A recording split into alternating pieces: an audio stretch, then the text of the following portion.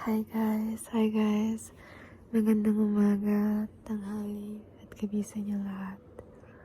So, as you can read by the title, itong video na ito, I'm making ASMR rambo video. Random ASMR.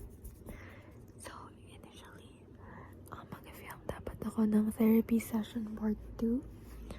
Pero, I'm gonna be honest with you guys. I'm currently not in a good place, or like wala ako sa mood mag-film ng mga lengthy videos. The past few days I've been trying to film myself, but laging napuputol yung video kasi ayun. I hope you guys understand. Pero after ng video na ito, after ko i-upload tong video na ito, yung next video ko, for sure, yun yung magiging ASMR therapy session. Also, a few days ago, may nag-comment sa channel ko. And hindi ko alam kung hate yung mga comments niya. Pero, hindi ko question niya kung soft-spoken ba talaga yung content ko. Kasi di ba madalas sa mga title ng videos ko nakalagay ASMR soft-spoken. Pero kasi like lagi kong hinahalo yung whispering pati soft-spoken in one video. So parang nagiging ASMR whispering and soft-spoken siya. Hindi ko na lang ina-add yun sa title kasi feeling ko masyadong mahaba. Pero kung hindi kayo comfortable or like prefer nyo na dapat like soft-spoken lang at walang halong whispering, please let me know. I take feedback. Seriously. And actually like hindi ko naman kayo kina-consider na fans. I don't like saying na fans ko kayo or anything. Kasi yung nag-comment, sabi niya hindi na daw siya magiging fan. So, yung reason kasi na gumawa ko ng ASMR channel is dahil, ewan ko, like, parang hobby kasi siya.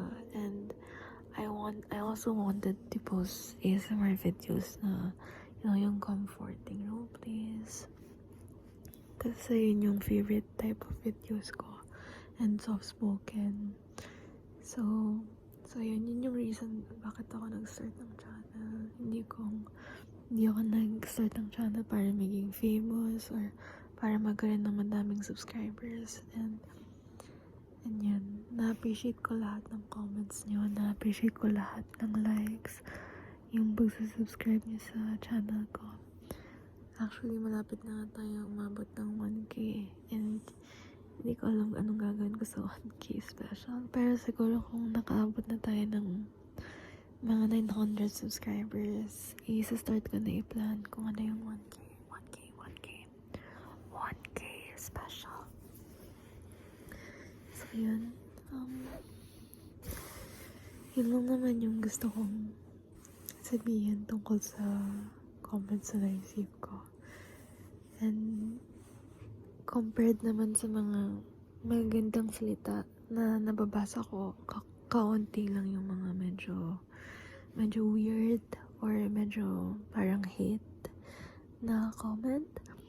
So overall, like, I feel like the ASMR community is still safe. It's like the safest community so far. So yun. Feeling ko rin kasi minsan parang paulit-ulit na lang yung mga pinapost kong videos, like nothing new.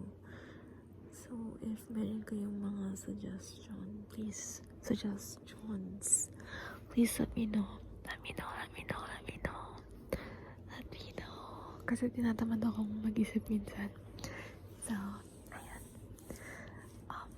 Hopefully, okay yung week na ito sa inyo.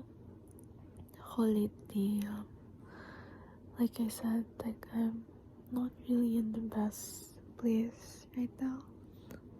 I wouldn't say naman na I wouldn't say that I'm in a bad place.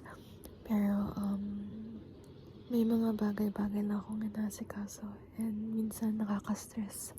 Nakaka-stress. Isipin. Kaya I'm sorry kung minsan late ako mag-upload or may delay sa pag-upload ko.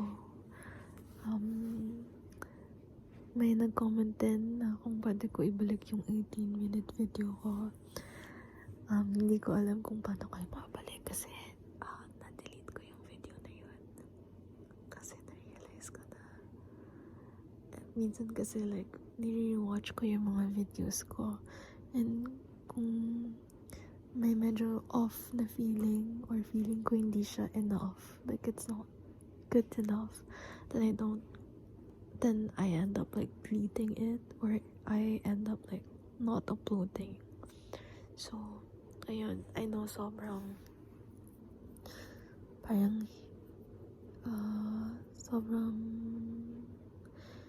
paano ba sabihin? Ano bang word na dapat gamitin?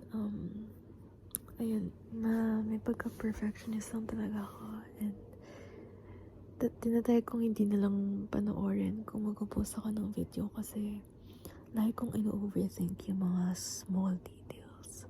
Like, kung masyado ba malakas yung background noise or ang pangat pa ng boses ko and all those things. And, ayun. Yun nga kasi ang dami karamihan ng natanggap kong questions sa community post ko about therapy session is how to stop overthinking or how to improve self-esteem, and I feel like those are the things that I'm actively working on. Pero, yun nga, I'm trying to work on it naman, and I'd still be happy to like answer those questions and be of help. So, yeah. Ano pa bang pwedeng mga kwento? At saka, ito, hindi ko rin alam kung na-notice nyo. Pero tuwing may nagko-comment ng name ko, kasi kakaunti lang yung mga nakakaalam ng second name ko. Hindi ko yun first name, second name ko yun. And, dinidelete ko yung comments kasi hindi ko sure kung ready ako na parang expose yung sarili ko. And I'm sure madaming kapareho ko na pangalan, pero ayan, medyo na-realize ko na medyo uncomfy pala. So, I'm so sorry kung nilidate ko yung mga comments na kasama yung name ko. Pero sabi ko nga, if miraculously umabot tayo ng 100,000 subscribers, then I will do a face reveal. So, ayan. You guys can refer to me as A na lang. A. Instead of, yun nga, my second name. Kasi, in-add ko yun sa Q&A video ko, pero dinelete ko rin yung video na yun. So yeah. I'm so sorry, guys. I'm so sorry. I'm not ashamed of ASMR. Kasi alam ko na hindi naman ako nag-post ng mga parang malaswa na content or anything, pero hindi ko lang sure kung ready ako to give personal details. So I hope you guys understand.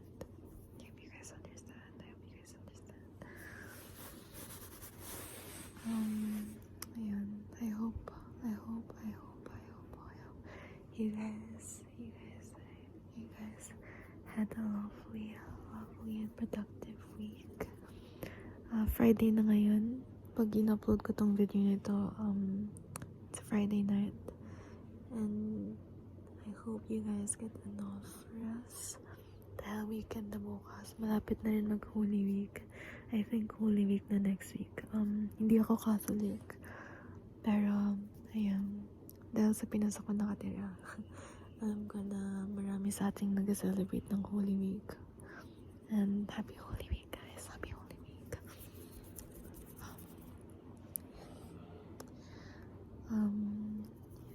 That's all I wanted to film. Yun lang ata yung masasabi ko for now. Sorry guys kung sobrang ulit nito. Yung next video ko na may therapy session, feeling ko mahaba-haba yun kasi feeling ko madami ako masasabi. And 10 questions yung sasagutan ko. So, you guys can look forward to that. Yes. Good night.